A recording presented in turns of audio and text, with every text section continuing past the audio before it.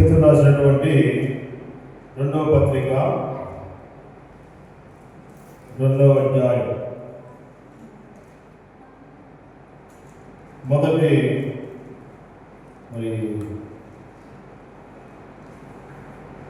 4 వచనాలను మార్చి చదువుకుంటాము. పేతురు రాసినటువంటి రెండవ పత్రిక 2వ అధ్యాయము మొదటి 4 వచనాలు మనం మార్చి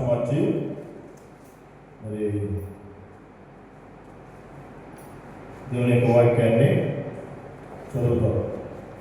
మరియు అబద్ధ ప్రవక్తలు ప్రజల్లో ఉండేవి, అటువంటి మీలోను అబద్ధ బోధకులు వీరు తమను కొనిన ప్రభువు కూడా విసర్జించుచు తమకు తామే శీఘ్రముగా నాశనము కలుగు చేసుకొనొచ్చు నాశనకర్మకు భిన్నాభిప్రాయములను రహస్యముగా బోధించుడు. మరియు అనేకులు వారి భౌతిక శాస్త్రమును అనుసరించి నడుతుడు, వీరుని బట్టి సత్య మార్గము దూషింపబడదు. 3వ వచనం, వారు అధిక లోపలై కల్పనా వాక్యములో చెప్పుచు మీ వలన లాభము సంపాదించుకుందరు. వారికి పూర్వము నుండి విధింపబడిన తీర్పు ఆలస్యం చేయదు. వారి నాశనము కునికి నిద్రపోదు. 4వ వచనం, దేవదూతలు పాపం చేసినప్పుడు దేవుడు వారి విడిచిపెట్టగా పాతాళ లోకమందుని కటికి చీకటి గల విలమలోనికి త్రోసి తీర్పుకు కావలలో ఉంచబడిన వారిని అప్పగించను.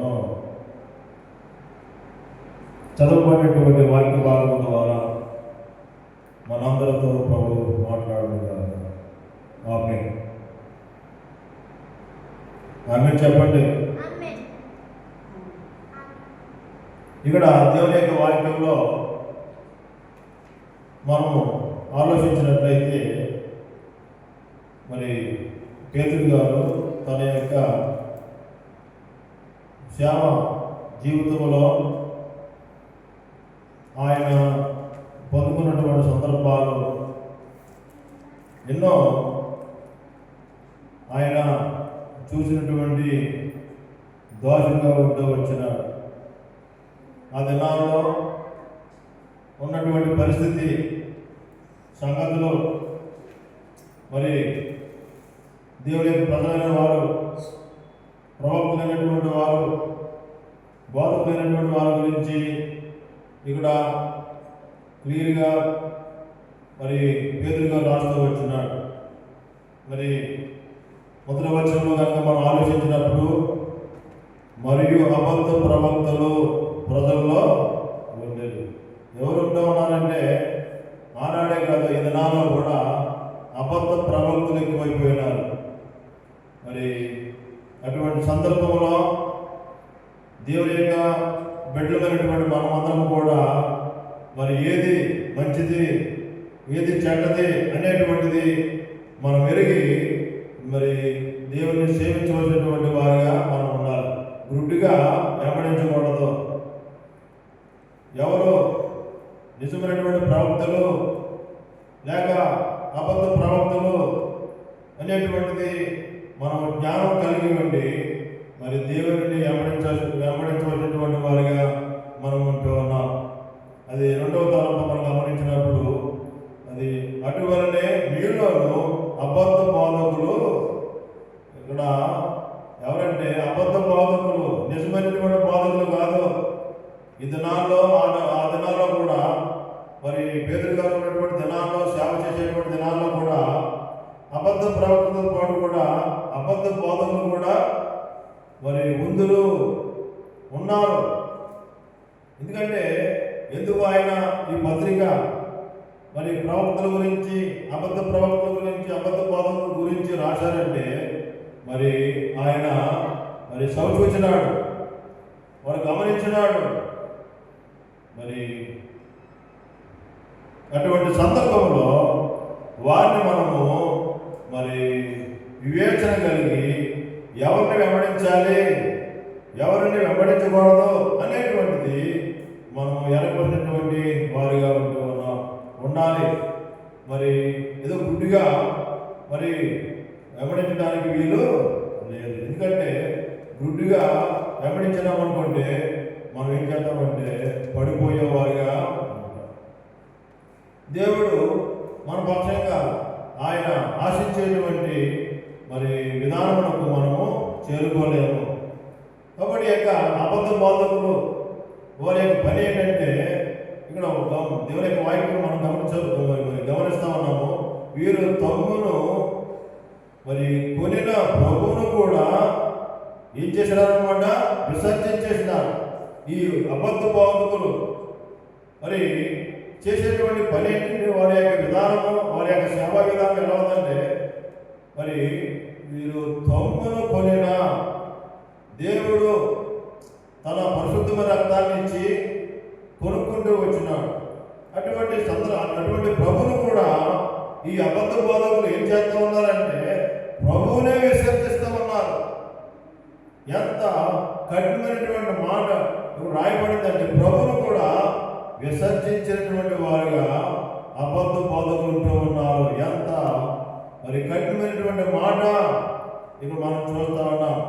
ముందుకు మనం గమనించినప్పుడు తమకు తామే శీఘ్రముగా నాశనం కలిగి చేసుకొనొచ్చు. ఇంకెవరు చేయనవసరం లేదు. ఈ లోకంలో ఎవరైతే మరి దేవుని యొక్క బిడ్డలుగా, బాధకులుగా, సేవకులుగా, ప్రవక్తలుగా ఎవరైతే ఉంటున్నారో వారు ఎలా ఉండాలంటే నిజమైనటువంటి బోధించేటువంటి వారుగా ఉండాలని దేవుని యొక్క వాక్యాన్ని బట్టి మనము గమనించవలసిన వారుగా మనం ఉంటూ ఉన్నాం.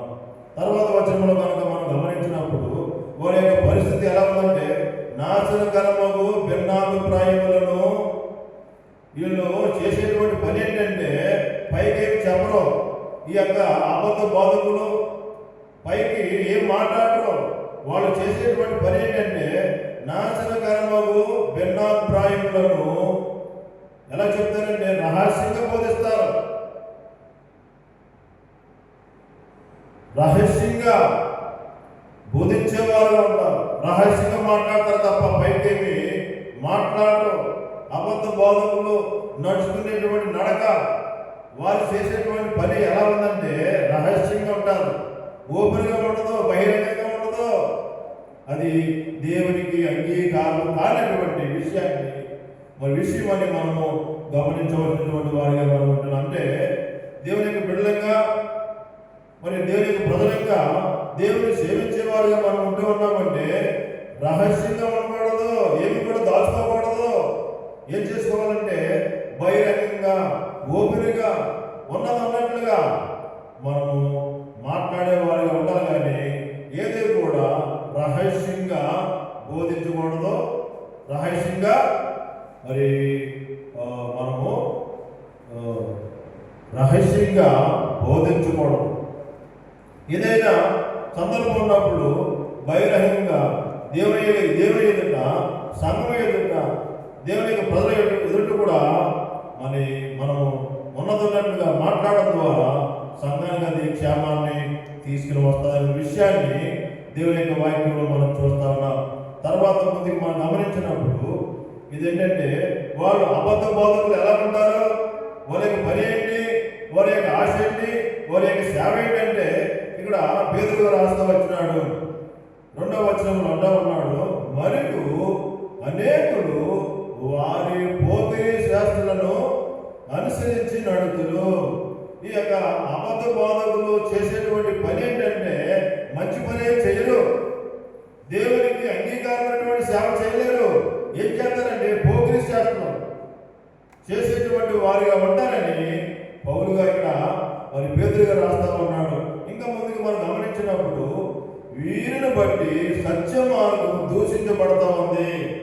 ప్రభు కూడా చెప్పినాడు, మీ వలనే దేవుని యొక్క రాజ్యము దూషించబడతా ఉందని యేసు ప్రభు కూడా జ్ఞాపకం చేస్తూ వచ్చినాడు. ఇక్కడ వాక్యంలో మనం చూస్తూ ఉన్నాము, వీరిని బట్టి సత్య మార్గము దూషించబడతా ఉంది. మనను బట్టి దేవుని యొక్క సేవకులు అవ్వచ్చు, దేవుని యొక్క ప్రజలు అవ్వచ్చు, మన వలన దేవుని యొక్క నామం ఎంత మాత్రం కూడా దూషింపబడకుండా మనం చూసుకోవాలి. లేకపోతే ఏమవుతారన్నమాట, ఎంతో నష్టపోతాం. నీ నా జీవితంలో మరి సేవకులమైన, బోధకులమైన, దేవుని యొక్క ప్రజలమైన, విశ్వాసమైన కూడా మనం ఎలా ఉండాలంటే ఉన్నదన్నట్లుగా మాట్లాడుకోవాలి. అవునంటే అవును, కాదంటే కాదన్నట్లుగా మనము మరి దేవుని వెంబడించవలసినటువంటి వారిగా మనం ఉంటున్నాం. కాబట్టి ఇక్కడ దేవుని యొక్క వాక్యం మనం చూస్తూ ఉన్నాము. వీరిని బట్టి సత్య మార్గము దూషించకూడదు.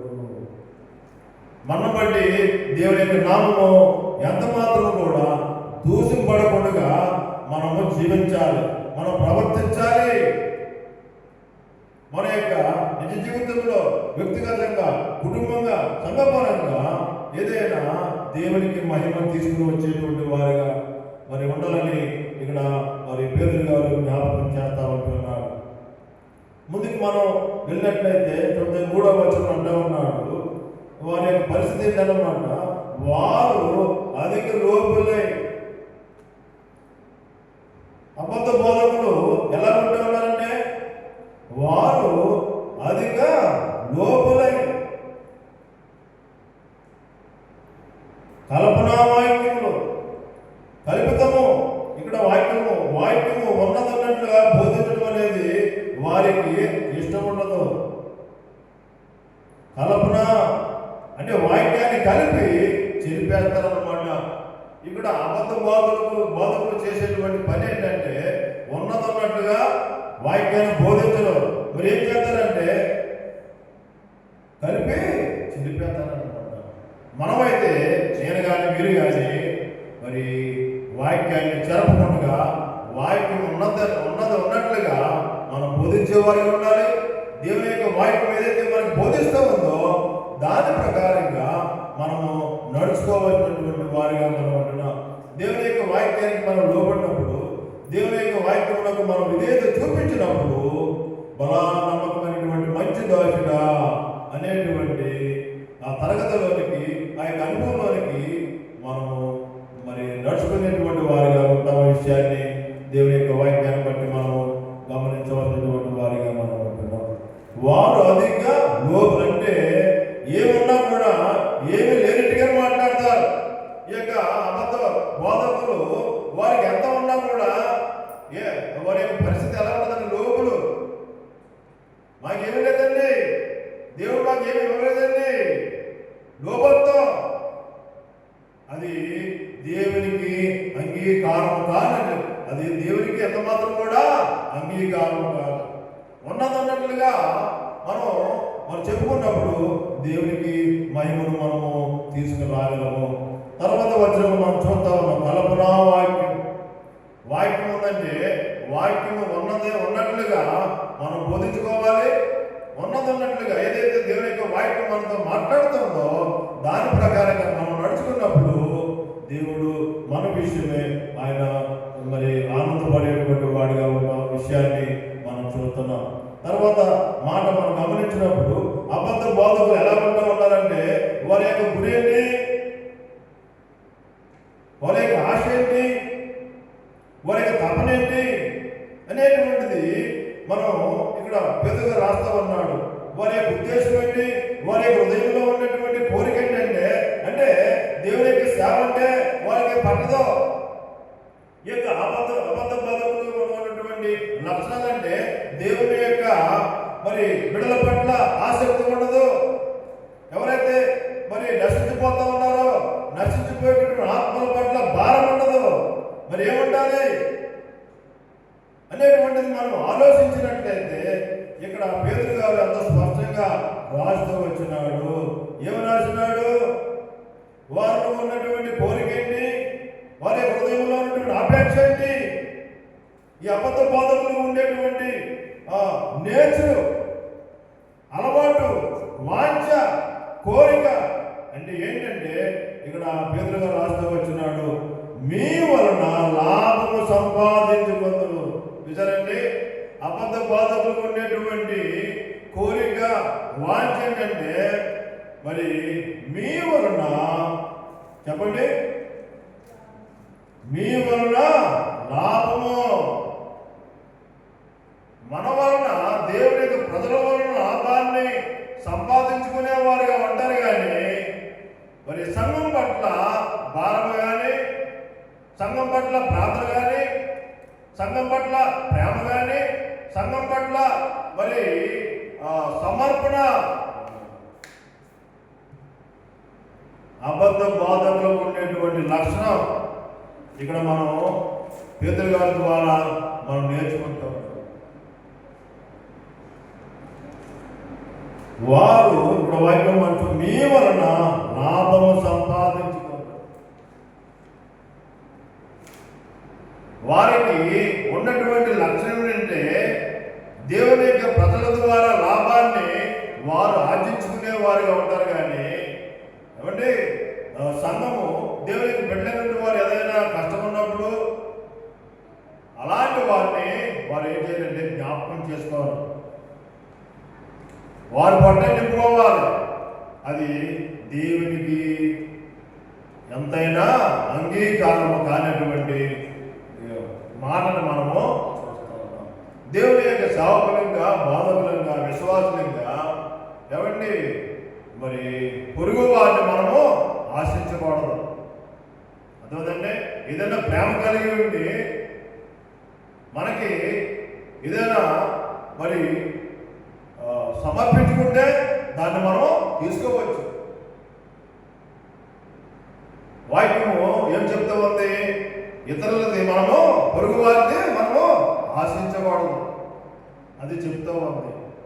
పొరుగు వారిని ఆశిస్తే కదది పాపము.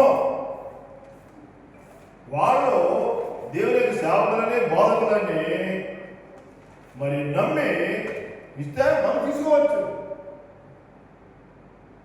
కాబట్టి ప్రియమైనటువంటి దేవునికి బిడ్డలారా, వాక్యంలో మనం ఇక్కడ చూస్తా ఉన్నాము. ఇక్కడ మీ వలన లాభము ఇక్కడ ఏం చేద్దామని సంపాదించుకుంటున్నారు. దేవుని యొక్క ప్రజల పట్ల వారు ఇచ్చేటువంటి దాన్ని ఏం చేసుకుంటామంటే లాభము సంపాదించుకుంటాం. దేవునికి బిడ్డలుగా మనం ఆరోగ్యంగా ఉండకూడదని దేవుని యొక్క వాక్యాన్ని బట్టి మనము గమనించవలసిన వారిగా మనం ఉంటున్నాం. ఎవరు లాభాన్ని సంపాదించుకుంటారంటే అబద్ధ బోధకులు, మంచి బోధకులు కాదు. కాబట్టి మనము దేవునికి బిడ్డలుగా మనం ఉంటూ ఉన్నామంటే మనము లాభాన్ని అపేక్షించేవారిగా ఉన్నామా?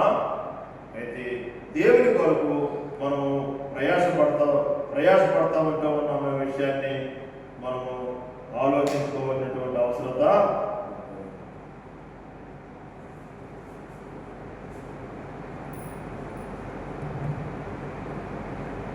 అబ్జర్వ్